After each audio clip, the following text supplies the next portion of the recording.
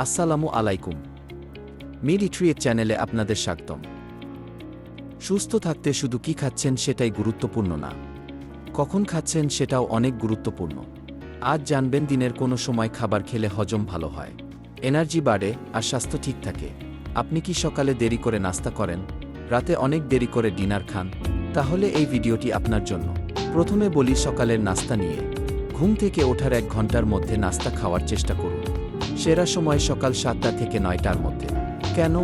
শরীরের মেটাবলিজম সক্রিয় হয়, সারাদিন এনার্জি পাওয়া যায়, অতিরিক্ত ক্ষুধা কম লাগে। অনেকে ব্রেকফাস্ট বাদ দেন, এটা ঠিক না। এবার দুপুরের খাবার 12টা থেকে 2টার মধ্যে লাঞ্চ করা ভালো। খুব দেরি করে লাঞ্চ করলে হজমে সমস্যা হতে পারে, শরীর ক্লান্ত লাগে, পরে বেশি খাওয়ার প্রবণতা বাড়ে। তাই সময়মতো ব্যালেন্সড লাঞ্চ করুন।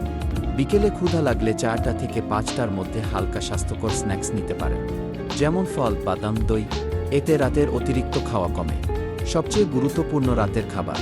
ডিনার খাওয়ার সেরা সময় সন্ধ্যা 7টা থেকে অর্ধ 8টে এর মধ্যে। আর ঘুমানোর অন্তত 2 থেকে 3 ঘন্টা আগে ডিনার শেষ করুন।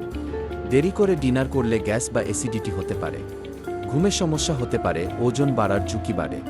তো বন্ধুরা, সময়মতো খাবার খাওয়া সুস্থ থাকার বড় একটি অংশ। ভিডিওটি উপকারী মনে হলে লাইক দিন, শেয়ার করুন আর মেডিট্রিয়েট চ্যানেলটি সাবস্ক্রাইব করতে ভুলবেন না। কমেন্টে জানান আপনি সাধারণত রাতের খাবার কয়টায় খান।